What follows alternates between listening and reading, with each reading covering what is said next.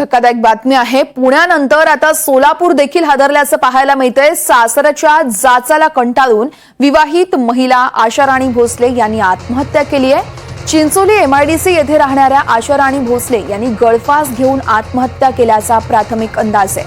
मात्र आशाराणी भोसले यांची हत्या आहे की आत्महत्या याची चौकशी करण्याची मागणी नातेवाईकांकडून केली जाते। आशाराणी भोसले ही 3 महिन्यांची गरोदरही होती, त्याचबरोबर तिला 3 वर्षाची मुलगी देखील आहे।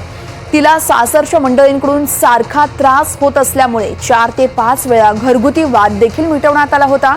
मात्र आता तिनं टोकाचं पाऊल उचलल्याचं कळतंय। या प्रकरणी मोहोळ पोलीस ठाण्यात गुन्हाही दाखल करण्यात आलेला आहे। पुण्यानंतर सोलापुरातली धक्कादायक बातमी आपण पाहतोय। सोलापूर जिल्ह्यातील मोहोळ तालुक्यात चिंचोली काठी एमआयडीसी येथे एक दुःखद घटना घडली। घटनाक्रम असा की आशाराणी भोसले यांनी स्वतःच्या फाशी घेऊन जीवन संपवलं, परंतु नातेवाईकांचा असा आरोप आहे की आशाराणी भोसले यांना जी आहे ती फाशी तिच्या सासूने, सासऱ्याने आणि नातेवाईकांनी दिलेला आहे। एकंदरीत काय भावना काय ते आपण मुलींच्या नातेवाईकांकडून जाणून घेऊयात। ताई कशा पद्धतीने तुमच्या त्रास दिला जातो? आमच्या मुलीला मारून टाकले, ते गुन्हेगार लोकांना शिक्षा द्या, तिच्या नवऱ्याला फाशी द्या। सासऱ्याला ती बापासारखं ते करत होती, 4 वाजता उठून जेवण द्यायची सासऱ्याला। सासऱ्याचं लय मुलीची बहीण जी आहे ती पण आपल्या बरोबर आहे। ताई, तुम्ही पण त्याच घरात राहत होता, कशा पद्धतीने त्रास होत होता तो तुम्ही दोघी बहिणींना? सारखं छळ करत होते सर, त्यांना तर खूप मारत होता हो तिला। प्रत्येक वेळेस व्हिडिओ कॉल करून 2-3दा तर आई बापा समोर मारलंय त्यानं। म्हणजे कशा पद्धतीची ही विकृत मानसिकता म्हणायची की मुलीला, स्वतःच्या पत्नीला जे आहे ते व्हिडिओ कॉल करून घरच्यांकडून पैसे घेण्यासाठी मागणी करायची आणि तिला मारत होते।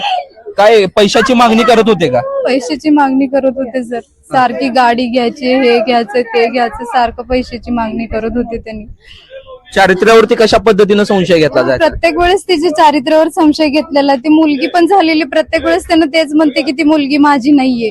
प्रत्येक वेळेस काय पण झालं की तू त्याच्याशीच का बोलली, ह्याचे सारखं संशय घेण्यात येत होता तिच्यावर। तिच्याकडे साधा फोन सुद्धा देत नव्हते सर, ती बाहेरनं कडी लावून जात होता तिला। ती घरात आत एकटी राहत होती बाळाला घेऊन। म्हणजे कशा पद्धतीची ही विकृत मानसिकता म्हणावी लागेल की स्वतःच्या पत्नी ज्या वेळेस घरात असेल आणि ज्या वेळेस पती घराच्या बाहेर जाईल त्यावेळेस घराच्या बाहेर कडी लावून जी आहे ती जात होती। म्हणजे एकंदरीत कशा पद्धतीची विकृत मानसिकताच म्हणावं लागेल। मुलीच्या आणखीन नातेवाईक आहेत, काय भावना आहेत तुमच्या?